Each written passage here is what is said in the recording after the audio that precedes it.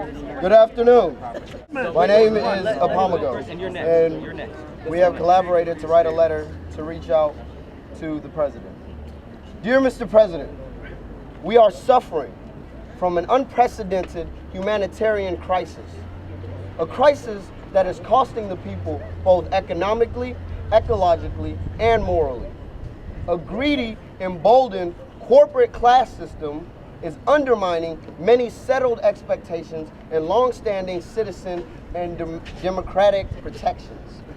These acts of aggression have induced a response coined occupation, which is respectfully named in order to ensure that the job of unification is beneficial to all sentient beings. We have the ability to affect worldwide change. And it is our social responsibility to be the change we wish to see in the world and to challenge conventional reality in light of higher ideals. We stand in solidarity with our brothers and sisters who are being oppressed.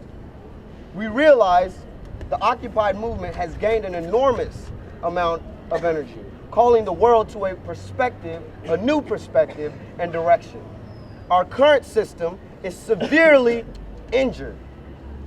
The basic needs of the planet are not being met. The utilization of the currency system is being used as a tool of coercion to restrict and prohibit the growth and development of our nation.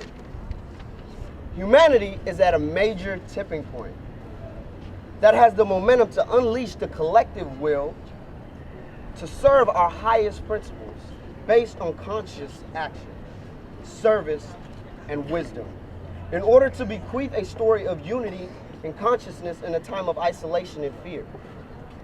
We would like to begin with a powerful quote from Reverend Martin Luther King Jr. The struggle dissolves the deceptive facade and reveals basic evils in society when those who struggle properly and justly to achieve their rights enlarge the rights of all.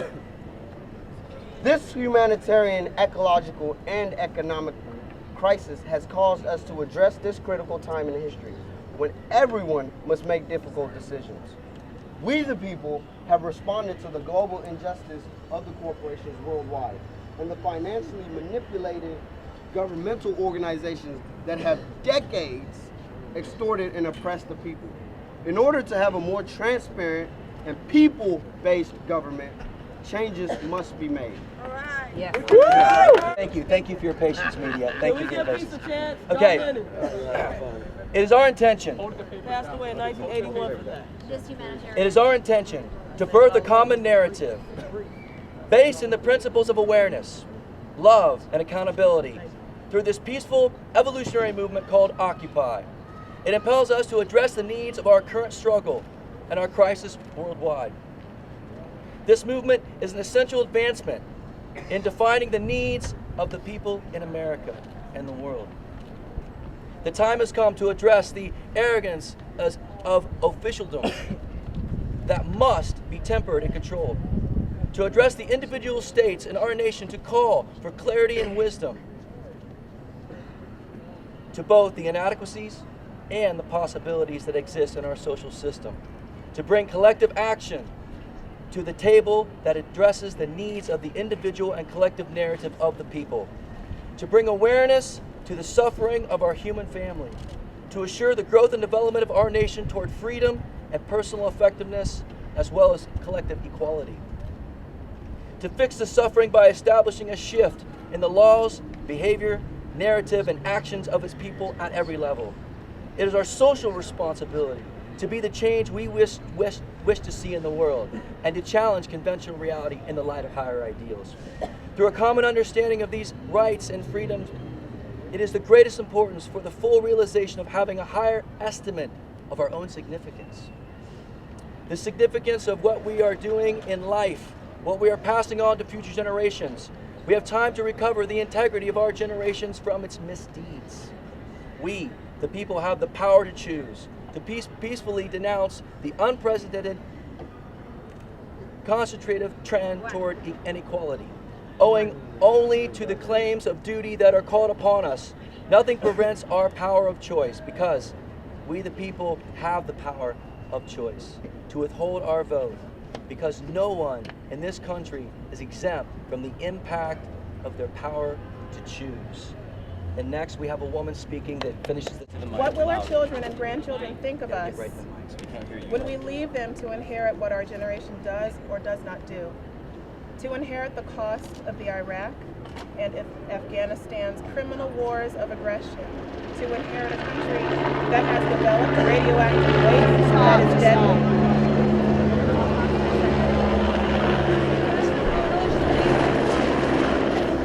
All is well. All is well. When we could have